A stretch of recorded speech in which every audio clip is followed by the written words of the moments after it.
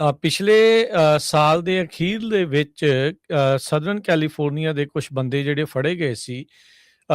ਜਿਹੜੇ US department of ਜਿਹੜਾ justice ਆ ਉਹਨਾਂ ਨੇ ਦੱਸਿਆ ਸੀ ਵੀ ਭਾਈ ਕਿਸ ਤਰੀਕੇ ਦੇ ਨਾਲ ਇਹਨਾਂ ਨੇ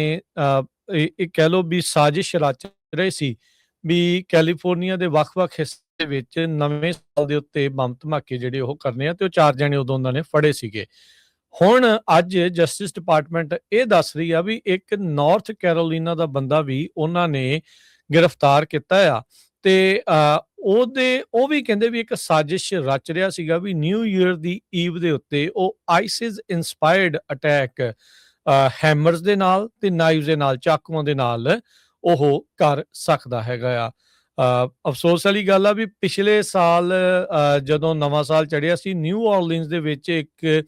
ਸਿਰਫਰੇ ਨੇ F-150 ਦੇ ਨਾਲ ਲੋਕਾਂ ਦੀ ਭੀੜ ਦੇ ਉੱਤੇ ਜਿਹੜੀ ਆ ਉਹ ਟਰੱਕ ਚਾੜਤਾ ਸੀਗਾ ਤੇ ਕਈ ਜਾਣਿਆਂ ਦੀ ਮੌਤ ਹੋਈ ਸੀ। ਪਰ ਅੱਜ ਜਿਹੜਾ ਨਾਰਥ ਕੈਰੋਲੀਨਾ ਦਾ ਜਿਹੜਾ ਬੰਦਾ ਆ, ਕ੍ਰਿਸਚੀਅਨ ਸਟਰਡੀਵੈਂਟ, 18 ਸਾਲਾਂ ਦਾ, ਮਿੰਟ ਹਿੱਲ, ਨਾਰਥ ਕੈਰੋਲੀਨਾ ਦਾ, ਉਸ ਨੂੰ ਕਹਿੰਦੇ ਵੀ ਗ੍ਰਿਫਤਾਰ ਕੀਤਾ ਗਿਆ ਆ ਤੇ ਉਸ ਨੂੰ ਹੁਣ ਚਾਰਜ ਕੀਤਾ ਗਿਆ ਆ material support to foreign terrorist organization. Justice department ਨੇ ਤੇ FBI ਨੇ ਜਿਹੜੀ ਉਹ ਜਾਣਕਾਰੀ ਦਿੱਤੀ ਆ। FBI ਏਜੰਟਸ ਦੇ ਦੁਆਰਾ ਕ੍ਰਿਸਚੀਅਨ ਦੇ ਜਿਹੜੇ ਘਰ ਦੀ ਤਲਾਸ਼ੀ ਲਈ ਗਈ, ਜਿਸ ਦੇ ਵਿੱਚ ਹੈਂਡ ਰਿਟਨ ਡਾਕੂਮੈਂਟ, ਹੱਥ ਲਿਖਤ ਨਿਊ ਈਅਰਸ ਅਟੈਕ 2026 ਟਾਈਟਲ ਵਾਲਾ ਉੱਥੇ ਮਿਲਿਆ, ਜਿਸ ਦੇ ਵਿੱਚ ਕਹਿੰਦੇ ਵੀ ਉਹ ਪਲਾਨ ਡਿਸਕਸ ਕਰ ਰਿਹਾ ਸੀ। ਲਿਖਿਆ ਹੋਇਆ ਸੀਗਾ ਵੀ ਉਹ ਸੋਚ ਰਿਹਾ ਵੀ ਘੱਟੋ ਘੱਟ 20 ਜਾਣਿਆਂ ਨੂੰ ਉਹ ਸਟੈਬ ਕਰੇਗਾ ਤੇ ਅਟੈਕ ਕਰੂਗਾ, ਜਿਹੜੇ ਪੁਲਿਸ ਆਫਿਸਰ ਰਿਸਪੌਂਡ ਕਰਨਗੇ ਉਸ ਹਮਲੇ ਤੋਂ ਬਾਅਦ ਦੇ ਵਿੱਚ। ਸੋ ਅਜੇ ਤੱਕ ਉਸਨੇ ਇਹਨਾਂ ਚਾਰजेस ਦੇ ਉੱਤੇ ਆਪਣੀ ਕੋਈ ਪਲੀ ਜਿਹੜੀ ਉਹ ਨਹੀਂ ਜਿਹੜੀ ਉਹ ਐਂਟਰ ਕੀਤੀ, ਦਾਖਲ ਨਹੀਂ ਕੀਤੀ ਵੀ ਉਹ ਗਿਲਟੀ ਆ ਕਿ ਨਾਟ ਗਿਲਟੀ ਆ। ਪਰ ਜਸਟਿਸ ਡਿਪਾਰਟਮੈਂਟ ਨੇ ਅੱਜ ਜਿਹੜਾ ਉਹ ਦੱਸਿਆ ਵੀ ਇੱਕ ਵੱਡਾ ਜਿਹੜਾ ਹਮਲਾ, ਇੱਕ ਸਾਜ਼ਿਸ਼, ਜਿਹੜੀ ਉਸ ਹਮਲੇ ਦੀ ਸਾਜ਼ਿਸ਼ ਕੋਈ ਰਚ ਰਿਹਾ ਸੀਗਾ, ਕ੍ਰਿਸਚੀਅਨ ਸਟਰਡੀਵੈਂਟ 18 ਸਾਲਾਂ ਦਾ ਮਿੰਟ ਹਿੱਲ ਦਾ, ਉਸ ਨੂੰ ਉਹਨਾਂ ਨੇ ਇਹ ਹਮਲਾ ਕਰਨ ਤੋਂ ਪਹਿਲਾਂ ਹੀ ਰੋਕ ਲਿਆ ਤੇ ਗ੍ਰਿਫਤਾਰ ਜਿਹੜਾ ਆ ਉਹ ਕਰ ਲਿਆ, ਤੇ ਕਹਿੰਦੇ ਆਈਸਿਸ ਇਨਸਪਾਇਰਡ ਅਟੈਕ ਦੀ ਇਹ ਕੋਸ਼ਿਸ਼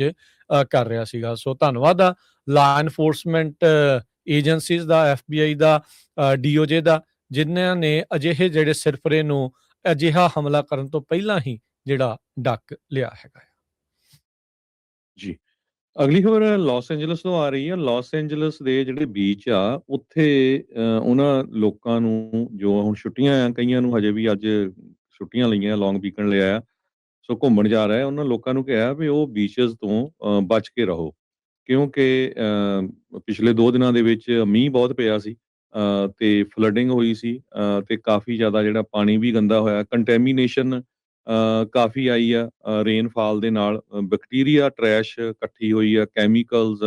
ਹੋਰ ਹੈਜ਼ਰਡਸ ਡਿਬਰੀ ਜੋ ਇਕੱਠੀ ਹੋਈ ਆ, ਜੋ ਓਸ਼ਨ ਦੇ ਵਿੱਚ ਗਈ ਹੈਗੀ ਆ ਸਿਟੀ ਸਟਰੀਟ ਤੇ ਮਾਊਂਟਨ ਏਰੀਆਜ਼ ਦੇ ਵਿੱਚੋਂ। LA County of public health ਨੇ ਇਹ ਵਾਰਨਿੰਗ ਦਿੱਤੀ ਹੈਗੀ ਆ। ਕਹਿੰਦੇ ਵੀ ਤੁਹਾਡੀ ਜਿਹੜੀ ਬੋਡੀ ਆ ਉਹਦੇ ਉੱਤੇ ਕੋਈ ਨਾ ਕੋਈ ਜਿਹੜਾ ਅਸਰ ਹੋ ਸਕਦਾ।